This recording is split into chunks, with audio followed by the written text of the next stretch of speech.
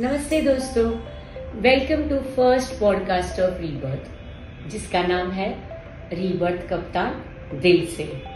आज के एपिसोड में मैं आपको अपनी एक कहानी साझा करने आई हूँ। मैं ममता शाह पुणे से एक होम मेकर हूँ। रीबर्थ संस्था 9 साल से अंगदान के प्रचार और प्रसार के लिए काम कर रही है।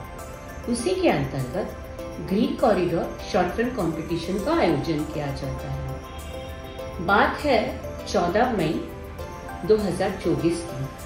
हर बार की तरह मैं भी मीटिंग के लिए पहुंची और सभी ने अपनी अपनी हिस्से की जिम्मेदारी ली। मुझे नहीं पता था कि टीम के मन में क्या चल रहा है और थोड़े ही समय में मुझे टीम ने ग्रीन कॉरिडोर का कप्तान घोषित किया। सुनकर मेरे होश उड़ गए। मेरे लिए ये बहुत बड़ी जिम्मेदारी थी। जो लड़की घर में रहती है, घर के काम करती है, पिछला कोई अनुभव नहीं है, उसके लिए नेशनल लेवल की जिम्मेदारी बहुत बड़ा टास्क था। लेकिन टीम ने जिम्मेदारी सौंपी तो काम तो करना था। रीबर्थ ऑर्गन डोनेशन को घर घर तक पहुंचाना चाहता है। कोई भी व्यक्ति अवयव के अभाव में अपनी जान नहीं गंवाए, यही हमारा सबसे बड़ा उद्देश्य है। 2 अंक से 4 अंक तक पहुंचाने के लिए फिल्मों के माध्यम से हम घर घर पहुंचना चाहते हैं। पर ये जिम्मेदारी नेशनल लेवल की थी। मेरे पसीने छूटना बहुत ज्यादा स्वाभाविक था। सच बताइए, आप भी ऐसा ही सोच रहे हो ना? फिर मन में सवालों का सैलाब उठने लगा। फिर याद आया, क्यों डरे जिंदगी में क्या होगा? क्यों डरे जिंदगी में क्या होगा? कुछ न होगा तो तजुर्बा तो जरूर होगा। कुछ दिनों बाद मीटिंग का सिलसिला रीबर्थ में शुरू हो गया। कभी फोन पर, कभी जूम पर, सिद्धू भैया के ऑफिस पर लगातार हमारे मीटिंग्स होने लगे। फिल्म मेकर्स को ये बताना बहुत जरूरी था कि रीजनल मूवीज द्वारा हम हर स्टेट के उस भाषा के द्वारा उस लोगों तक ऑर्गन डोनेशन को पहुंचा सकते हैं। और यही हमारा सबसे बड़ा मोटिव था। पहली बार हमने बाहर की एजेंसी की मदद ली थी, जो हमें media students, college students, film maker तक डायरेक्टली पहुंचाए। लगा काम बड़ा आसान हो जाएगा और मेरे हिस्से की जो भी स्ट्रेस थी वो भी कम हो जाएगी। काफ़ी फॉलोअप था इन सब चीज़ों के लिए। कोऑर्डिनेशन करना, फॉलोअप करना, उनको समझाना, गाइडलाइंस देना, तो काफ़ी वक्त लगता था इन चीज़ों के लिए। और रीबर्थ के वॉलंटियर्स को भी इन्वॉल्व करना बहुत ज़रूरी था, क्योंकि उनके अनुभव के बिना मेरी गाड़ी आगे बढ़ना मुश्किल था। उतार चढ़ाव हर सफ़र का हिस्सा है, लेकिन उस सफ़र में थमना ये ज़रूरी नहीं है। सर कहते कि आप मंजिल की सफलता की ओर मत देखिए, आप उस प्रोसेस में अपनी जान डालिए। आप जिस ईमानदारी से काम कर रहे हो उसमें आपका पूरा प्रयास लगाइए। 100% देना हमारा काम है। 15 अगस्त रजिस्ट्रेशन के लिए अंतिम तारीख निश्चित की गई थी और 1 सितंबर को अवार्ड सेरेमनी रखी गई थी।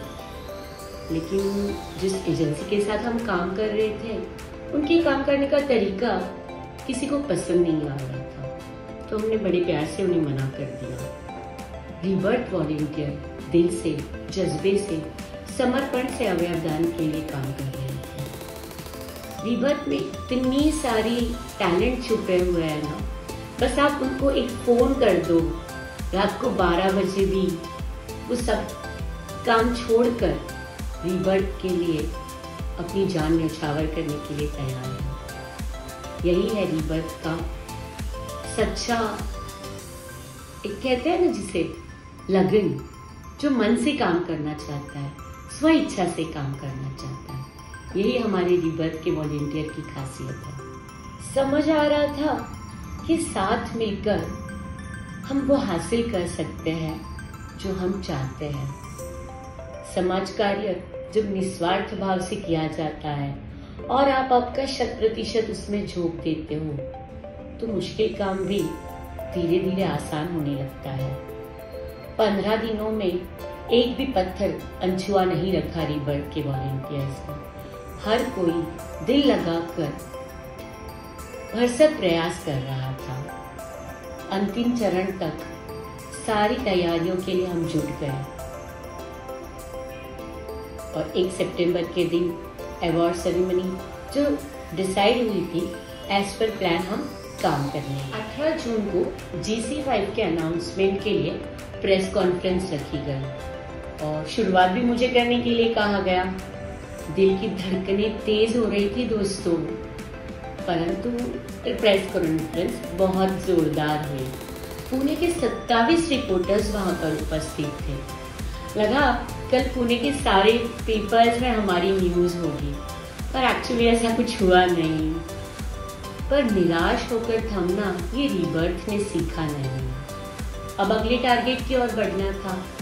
23 जून को 3 भाषाओं के द्वारा हमने वीडियो रिकॉर्डिंग शुरू की, जिसमें अवयवदान के मिथ्स, अवयवदान का महत्व, ऑर्गन डोनेशन की जरूरत क्या है, उसकी सारी क्लैरिटी हमने लोगों के लिए अवेलेबल करा कर दी थी। हम सभी सोचते कितने रजिस्ट्रेशंस आएंगे, मूवीज ज्यादा से ज्यादा बन करानी चाहिए, इसीलिए फिल्म मेकर्स से बात करते रहते, उनके डाउट्स क्लियर करने की कोशिश करते। Mamata ji, thank you for the fantastic podcast. Actually कुछ सवाल आए हम लोगों के दिल में जब आप ये पॉडकास्ट बता रहे थे। It was wonderful experience. तो मैं पूछना चाहता हूँ कि आपको ऐसी कौन सी चीज है जिसने मोटिवेट किया कि ये सब चीज करनी चाहिए एट फर्स्ट प्लेस, कि कैप्टनसी लेनी चाहिए या रिस्पॉन्सिबिलिटी लेनी चाहिए? व्हेन यू सेड कि मैं प्रिपेयर नहीं थी, तो वो क्या चीज थी कि जिसने आपको रेडी किया ये सब चीज को करने के लिए? सच पूछिए तो मैंने कभी नहीं सोचा था कि मैं एज ए कैप्टन रीबर्थ के लिए, मैं रीबर्थ के लिए काम करने के लिए हमेशा से चाहती थी, पर कैप्टन की जिम्मेदारी बड़ी होती है तो मैं खुद से नहीं समझ पाई थी कि मैं ये कर सकती हूँ। लेकिन मैंने देखा है कि हमारी रीबर्थ की जो प्रेसिडेंट है या हमारी टीम है, वो हमेशा से हर किसी पर वो जिम्मेदारी देता है और उन्हें पता रहता है कि सब मिलकर हम उस जिम्मेदारी को किस तरह से पूरा कर सकते हैं और कैसे अपना बेस्ट उसमें से निकाल सकते हैं, वो सब लोग जानते हैं रीबर्थ में। तो कैप्टन का रोल जब मुझे दिया गया तो जैसे कि प्रतीक है, संदेश भैया है, सिद्धार्थ भैया है, ये पहले कैप्टनसी कर चुके हैं। तो सर ने मुझे कहा था कि आप उन्हीं के साथ ये सारी चीजें शेयर कीजिए, उनके मार्गदर्शन में सब कुछ आसान हो जाएगा। तब जाके मुझे थोड़ा सा रिलीफ हुआ था। काफी अराउंड 3 महीने का जर्नी था आपका, आपने जैसे बताया 3-4 महीने। yes. तो ये 4 महीने में आपको एक्सपीरियंसेस तो ऐसे भी आए होंगे जिसमें मुश्किल हो गया डिसीजन लेना कि क्या करना है, तो आप शेयर करना चाहेंगे ऐसे कोई एक्सपीरियंसेस? बिल्कुल। जैसे कि मैंने कहा था कि शुरुआत में फिल्म मेकर्स को ये पता है कि फिल्म में कैसे बनाना है, लेकिन अवयवदान पे फिल्म बनाना ये बड़ा डिफिकल्ट टास्क है। मतलब बिकॉज ये टॉपिक ही इतना सेंसिटिव है ना, फिल्म मेकर्स नहीं जानते थे ऑर्गन डोनेशन के बारे में। और आप जैसे जानते होंगे कि ऑर्गन डोनेशन को लेकर समाज में बहुत सारे मिथ्स हैं।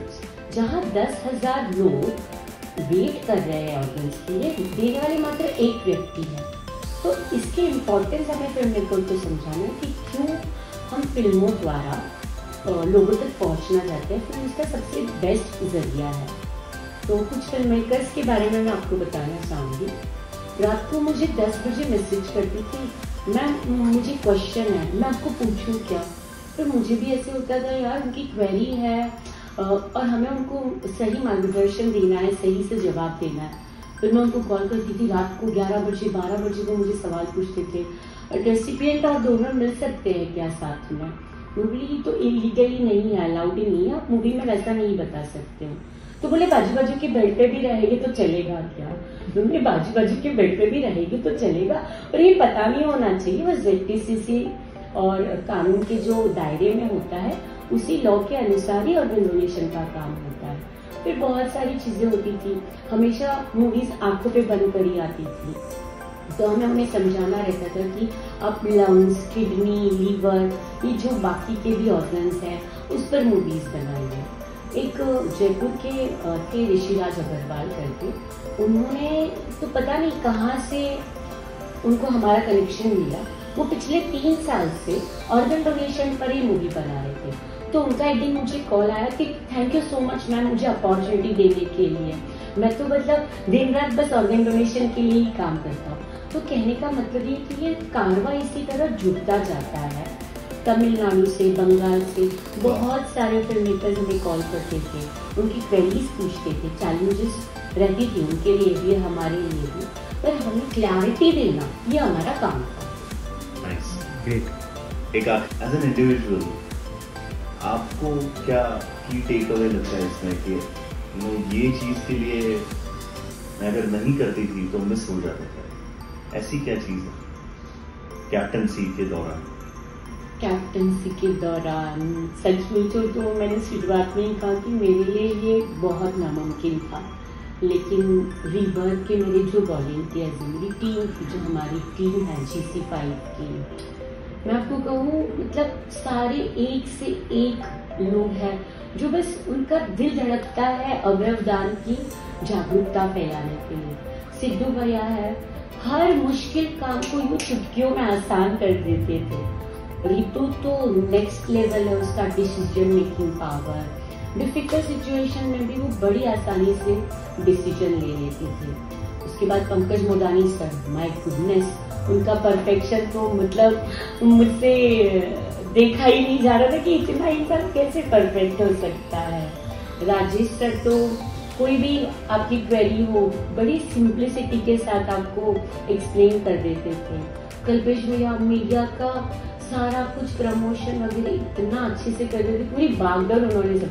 एक्चुअली मैं कहना चाहूंगी कि 60% से भी ज्यादा तो सोशल मीडिया ने वंडर्स किए हैं रीबर्थ के ग्रीन कॉरिडोर के इस जर्नी में।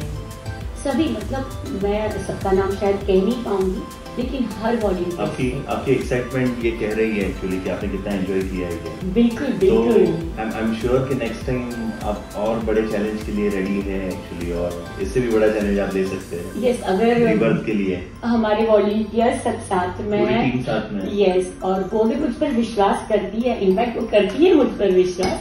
और विनाली तो हमारी मतलब कहते हैं ना कि एकदम प्रो है, कितने भी ओल्ड पार्टिसिपेंट हैं उनके साथ इतना अच्छा फैमिली रैपो बन गया है उसका। आप अच्छा लिखते भी है, हम लोगों ने सुना है एक्चुअली, तो आप कोई चंद पंक्तियां अगर सुना दे।